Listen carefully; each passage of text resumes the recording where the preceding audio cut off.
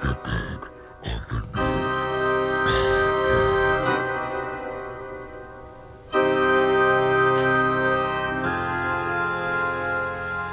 all for you!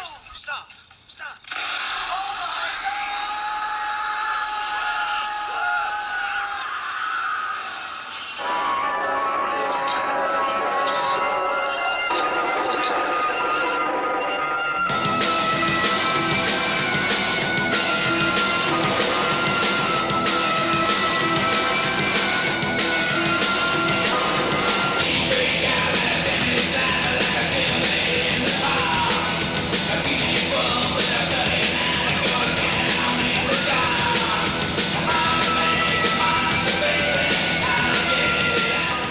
I didn't mean to collect the bodies and you only move the headstones! You only move the headstones!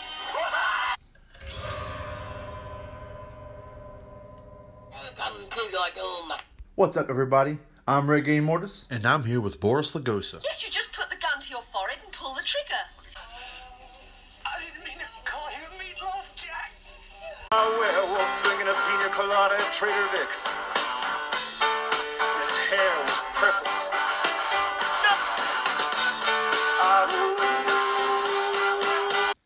Welcome back, guys. So, episode 6. This episode, we're going to be covering American Werewolf in London, one of my favorites. Go ahead and get the facts, Boris. American Werewolf in London, 1981, directed by the man John Landis himself, who is known for 1978's National Lampoon's Animal House. This movie won an Oscar in 1981 for Best Makeup. Saturn Award nomination for Rick Baker, who did the crazy creature makeup. Rick Baker, Monster Maker, man. He's the shit. Yep. This movie operated on a $10 million budget. The United States came in with a very profitable 30,565,292 buckaroos. This movie stars David Naughton, who plays David Kessler / the werewolf. This movie also stars actor-director Griffin Dunn, who plays Jack Goodman. And this movie also stars Jenny Agutter, Hello Nurse, who plays Nurse Alex. What a hottie. Yeah, Anyway. Oh, yeah. Anyway, as we go into this film was a major success for its time. Came out the same year as another werewolf movie known as a small little project known as The Howling. Oh, and Wolfen. All came out, yeah. 81 was the year of the werewolf. This movie was a high success for its time. I consider it a timeless classic, as this movie dives into two hikers in the moors of London. As they reach, in the first few minutes of the movie, they go to this bar out in the middle of the moors. They see this pentagram on the wall. Yeah, Jack fucks everything up. Jack fucks everything up. They ask for things they don't have. These people seem quite strange as we get into this. You had your mixes of comedy and horror, a perfect mix of comedy and for horror. sure. More serious some scenes than others. One of the best transformation scenes that I have seen in recent memory. This movie, as far as I'm concerned, is timeless for being almost 40 years old next year. We can thank John Landis for the world-renowned cult following that has received since then. Mm-hmm. I covered the transformation scene. Jenny Agutter is a beautiful woman. Give her that. Landis puts the right batch of your typical suspense, your comedy horror, all mixed up in a perfect blend. I consider it to be one of the best monster movies of all time, with the acting being above par for its time. Yeah, for sure. Yeah, so I love this movie. Like, I love how in the beginning it starts off like the pub scene. It's like so perfectly done. It's like I said before in another episode, I forget which one it was, but I talked about being inspired by Nosferatu. I'm pretty sure that had to be it, because in the beginning of Nosferatu, when he goes to go see he walks to a bar and it's almost like a record scratching. Everyone stops. Well, everyone's talking and lively and dancing around, and then he asks about, he says he's here to see the count, and it's like record scratch. Like the same scene where David Kessler asks, or I'm sorry, Jack Goodman asks, why is there what are the candles on the wall? Yeah. So it's, it's like in the same thing in Nosferatu. They're like, they send them out and they say, listen, like watch, don't go out at nighttime. And they're like, listen, there's werewolves, which is funny, hilarious scene. Watch the moonlight. Yeah, watch the moonlight. That's what they tell him in this movie, but they tell him the other guy watch out for werewolves in Nosferatu. But what I love when they're sitting there, as soon as he starts to tell a joke, the guy in the pub, they start to ease up on them a little bit. Like tension wears off when they walk in the door. They start to joke, and it seems like almost like they're in the clear. And Jack's just like, oh, why is that star on the wall? And just like record scratch, and then kick the fuck out, and everyone pretty much gets sent to their death. They all know the lady in there is panicking, and she has to go. Saying they shouldn't have let them go. Yes, of course they tell them, stay on the road and beware of the moonlight. And of course they don't listen to either one of those things, and they walk off the road, and Jack gets killed. He gets throat ripped out, and David gets cut. Very nasty mauling. Yeah, so I love like you constantly throughout the whole movie. Jack comes to him. The whole movie he's filled with dreams until the next full moon. He's having all these. David's in the hospital. Crazy dreams. He wakes up. His nurse is taking care of him. He's in the hospital in London. He's he keeps having all these crazy, like vivid dreams. Like, keep getting worse and worse and worse as they get closer to the next full moon, which will hope to do his first transformation. So he talks. I think almost like in the movie, it's like because there's like some Nazi shit in there. There's all kind of different things. I'm not sure if it's because of where he's at. Werewolves of the SS type. Yeah. thing. It's some kind of weird stuff. It's but I love how at the very beginning of the movie when he's in the hospital when Jack comes to him, and Jack slowly, you can see Jack's got a fresh wound on his neck. Okay.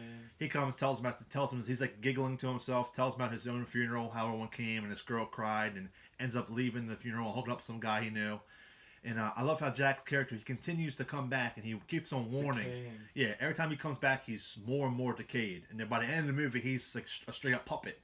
And actually, I heard Rick Baker talk about on another interview where he said that the guy who played Jack was actually pissed off because he was like, I want to be kind of just do the skeleton makeup. And like, no, it's not going to work out that way. But you can operate the puppet and of course do the voiceover.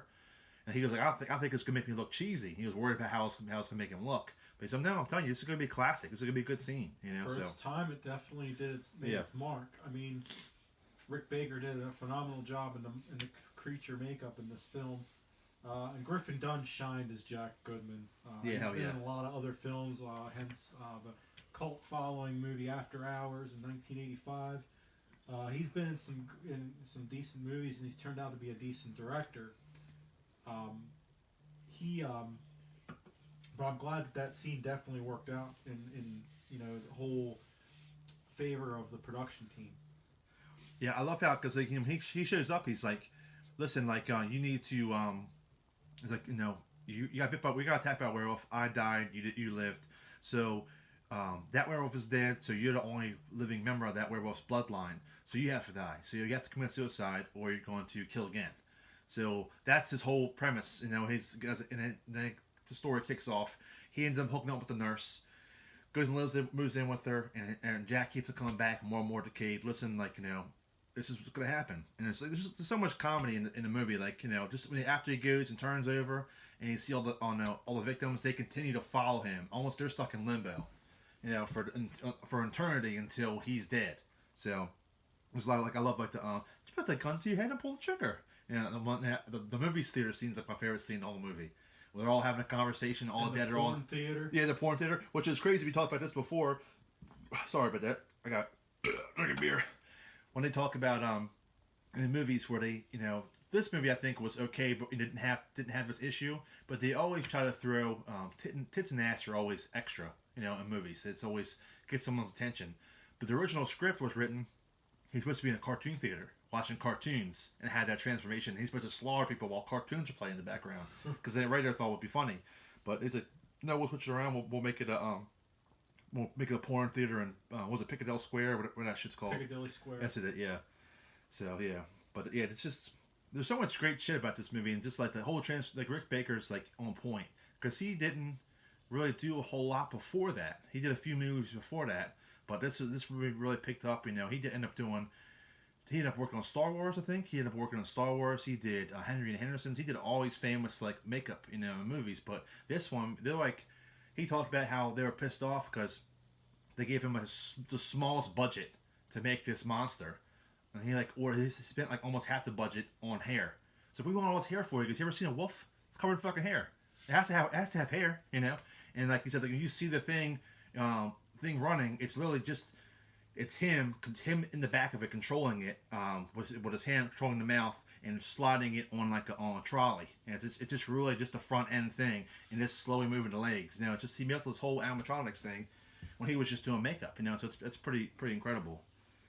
And there's just there's so many different little small things about this movie. Like I love like the howl. The howl is so unsettling. Like even when the beginning of the movie when they're out in the moors and they're out in the field. You hear the howl. And he's like, just you can feel the fear in his face. It's like it's that almost like that nervous laughter shit. Where he's like, "What the fuck is that?" Like, shit, David. No shit, David. What the fuck is that? Is that a sheepdog? Ah, fuck. We're off the road, man. No, seriously, Dave. What the fuck is that? And you can see it. I was like, that's how I would feel. I would feel if I was out in the things and see some big ass creature run around circling me. But yeah, just all the makeup because. Talked about Rick Baker also talked about how the Nazis were the only thing he's ever done where he had full free range to do the makeup on. That's crazy. Yeah, so that's his mind right there. Those scary things slitting people's throats and slaughtering a family. That's Rick Baker's. That part kind of made me feel. Yeah. Even though I know the movie was 40 years old, I mean it still was an unsettling scene in the movie. Yeah. For sure. Now let's talk about my smallest chief complaint of this film. Let's talk about that ending. Oh, you talk about how he gets shot at the end? I love the ending. How abruptly. Oh, how it just ends. Yeah. Yeah. I mean, how else can you go? To me, I'm not sure how you feel about that, but of course, he has transformation scene, and he runs through, he slaughters everyone in his path. I mean, there's a pure pandemonium. There's really graphic car accidents, people getting run over by cars, people flying through windshields. He's just running across the street, and he's just ripping apart anybody in his path, and then he gets cornered. And then the girlfriend, I'll figure her name again. What's her name? Alex. Alex corners, and she's he tries to tell him, David, it's me. And then he goes to leap forward and shoot and kill him. And the movie just straight up ends. Plays this. Yeah. Forget what song it plays at the end. A well-known song. Yeah. It's a great soundtrack to that movie too. I like how it plays Blue Moon as he's changing. Yeah. And he shows the agony and pain that he's feeling when he's turning. Yeah, I'm on fire! He's pulling his clothes off. Yeah, and one thing I will ask in this, and we did not cover the so-called sequel to this film,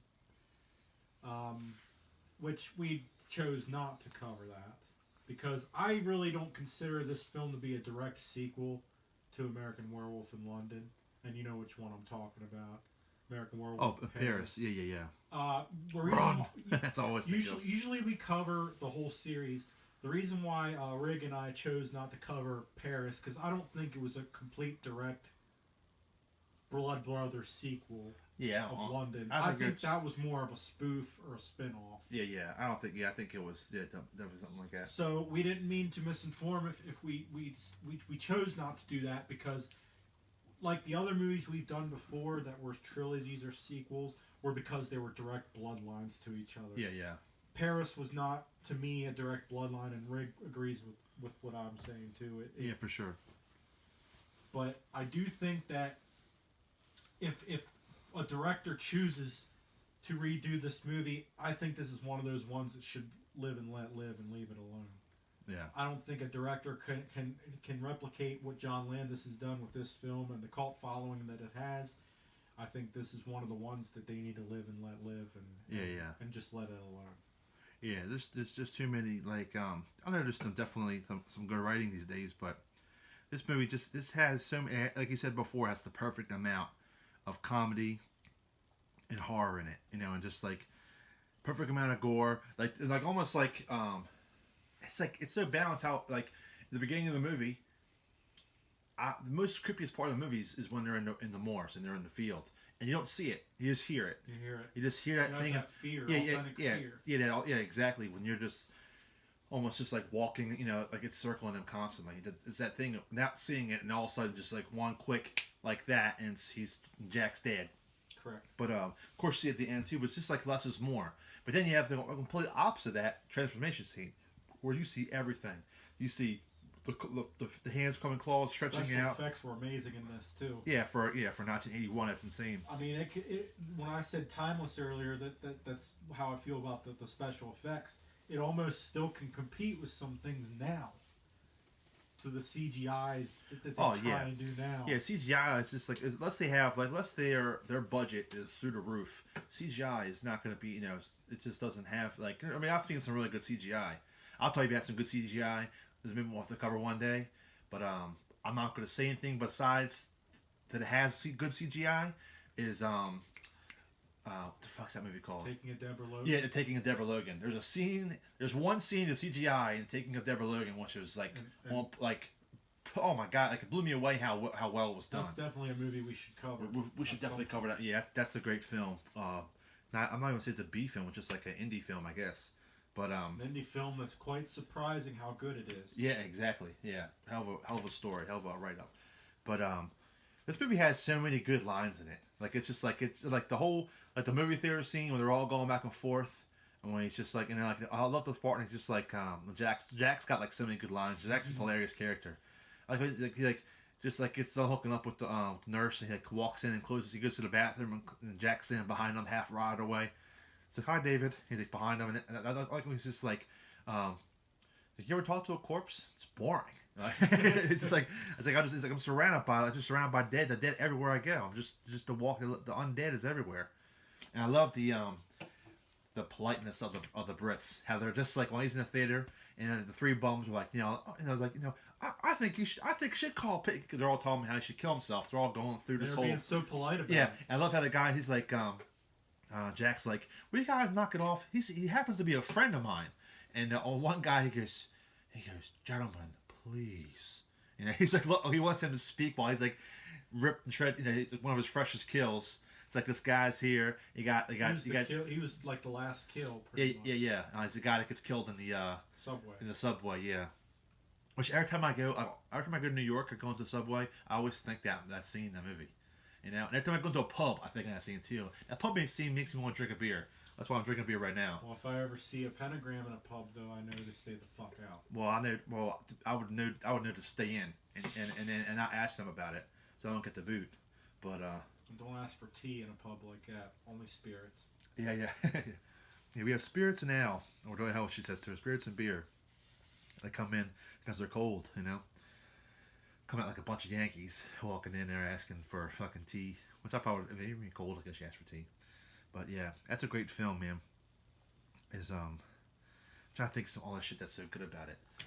The definitely the dream sequences. I think it's just I had a good thought about it is the fact that it's almost you're almost like a demon on Earth, going through this whole process. You're slowly becoming worse and worse. I'm not sure if you continue, if you always go back. But at the beginning of the movie, that's one thing I want to talk about. When they're in the moors, they know. I'm not sure if that's a relative of theirs, but because they have the investigator comes back. Remember, the investigator comes and sees them, and he goes to moors and tries to talk to people, and they're all kind of shut him down. Then he sees the one guy on the hill, the guy was playing darts, and he's I forget how he says to him, but he talks about there's definitely do they know who that was? The guy they kill? Well, why wouldn't they kill him in the first place? They're afraid to get written up for murder. And just have the whole police scene, pretty much the entire town, even the police in the town, covered it up. Mm-hmm. We know this is our secret. Is there more werewolves?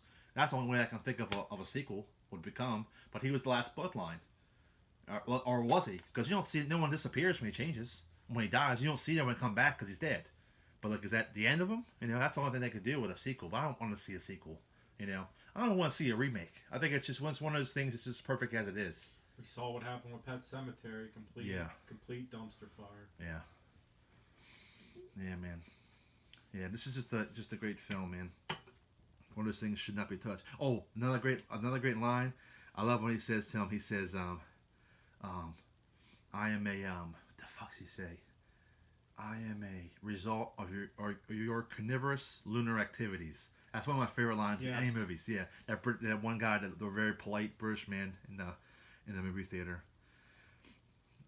Another thing about that movie is how great is the Jugs? Whoever actress that was, I'm not sure. Jenny Agutter. Ask Boris Hill now. He's got the facts all the time. But yeah, man. She was Great. also in Child's Play 2. Really? She played the woman who took care of Andy Barclay when he went to that home. Shit, man. I haven't. Oh, man. It's been. I probably haven't seen Child's Play 2 since Child's Play 2 came out. Child's Play 2 was one of the worst ones. I think I might have seen it one other time since then. But yeah, man. So that's pretty much it. You got anything else you want to talk about? I think we covered it all in this great film. Yeah. All right, guys. So episode 6, American Werewolf in London. Let us know what you think. And remember, don't forget to hit that subscribe button, hit that like button, and don't forget to follow us on Instagram at With the Dead of the Night. I'm Reggie Mortis. And I'm Boris Lagosa. See you next time.